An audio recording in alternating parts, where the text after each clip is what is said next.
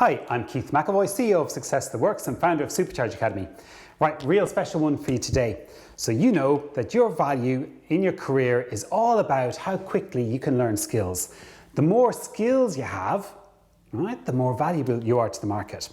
Simple as that. You know people who probably don't learn as much as they should, and you've probably surpassed them, in fact almost definitely, because the more things that you're able to do, the more things you're able to connect together, the more valuable you are to any enterprise. So I'm not going to spend any time trying to convince you on that, because you know that. And just in case you don't, go and pick up a copy of someone like Malcolm Gladwell's book, The 10,000 Hours, and just read that, because it's surprisingly how just even a little bit more skillful, how that affects people over time, how they become just so superior in terms of what they're able to do to people who just didn't quite hone or master that skill. It's a fascinating subject, so do pick up that book. It's a real eye-opener for you.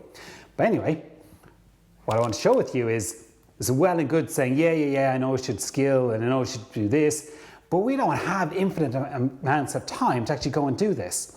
So how do you learn new skills really quickly? And what's quite cool is over the last about 3 or 4 years, neuroscience has actually been focusing on not quite this, but some very related topics, figuring out how does the brain actually store stuff? What is the brain doing when you master stuff? Why is someone who plays the violin amazingly well and someone who plays the violin okay and someone who's just a starter? What's going on? What is actually happening that's allowing them be who that is? And they found some very interesting things. The first thing that they found, the difference between someone who is learning skills quickly and someone who's just not getting there, is number one, which is actually intense periods of focus. And what is actually happening is if you want to really learn a skill, and you've probably experienced this yourself. So say, for example, actually I needed to learn a new information marketing system, and basically what I did was I was trying to do it for about 2 or 3 weeks, but only learn, like getting about 10 minutes here and 50 minutes there, and trying to squeeze it into my day job as well. Wasn't working. So what I did was I actually sat down, and in the period of 2 hours, I kid you, 2 hours, that was it, but deliberately focused, I got it because my mind was clear, I was able to look at it, I was able to test it, and I got it. And no doubt you've had the same experiences. So why are those intense periods of focus, why are they so important to working quickly? And it turns out that neuroscience actually is coming up with the answer.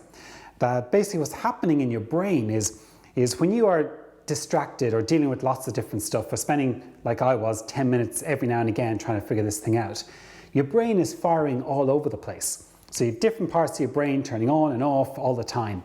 So it's like just normal walking through crowds and lots of stuff happening. The brain's not very good at actually developing deep learning in that mode. What happens with intense focus is you actually say, okay, forget about everything else, and let's focus on this. What's happening in your brain is all these other areas are starting to shut down, and the bit that you want to focus on is lighting up. And when this is happening, a really cool thing starts happening. It starts layering down what's called the difference between, or the gaps between the neurons that are firing. They start solidifying, and sort of myelin coating starts going around that. And that starts helping your brain neurons fire more efficiently to each other. So if you are sitting down, focused attention on say it's even the violin, the bits of your brain that are managing that violin and learning, they're becoming stronger and stronger. And what they're doing is just connecting those neurons more efficiently. And that is actually the difference between someone who has mastered something and someone who's not. They've managed to hardwire their brain, change it so that they're learning this and they're just better at mastering it. But without intense focus, without setting that time aside, you won't get there. The second thing that's really important is feedback. Okay, and we sort of overlook this. We know this is true, right? I'm not a great golfer at all, but let's use the golfing analogy. So you're standing there at a driving range, right? You see the hole over there about 70 yards out, right? Flag there, lined up, you've got your driver in your hand, ball ready on the tee, ready to hit. you're about to swing, you go, oh, hang on a second, and you put on your blindfold, okay? You whack your blindfold, or whack the ball with the blindfold. Yep, that's great, okay? Not very clever, yeah, you get it, but actually putting a blindfold on as you're hitting that golf ball, how on earth are you going to know where the ball went to, right? You whack it again with the blindfold, yeah? Where's the ball gone to? And you whack it again, and if you continue practicing away, hitting there with the blindfold, blind to what's happening, getting no feedback, are you going to improve? Obviously not. Obviously not. The reason that you learn and improve is that you're hitting the ball, you watch it, you felt the stroke, you watch the ball, did it go far enough, did it go left, did it go right? Oh, it went right a bit. I'm going to try something different this time. And you try it again, different. Oh, that was straighter, right?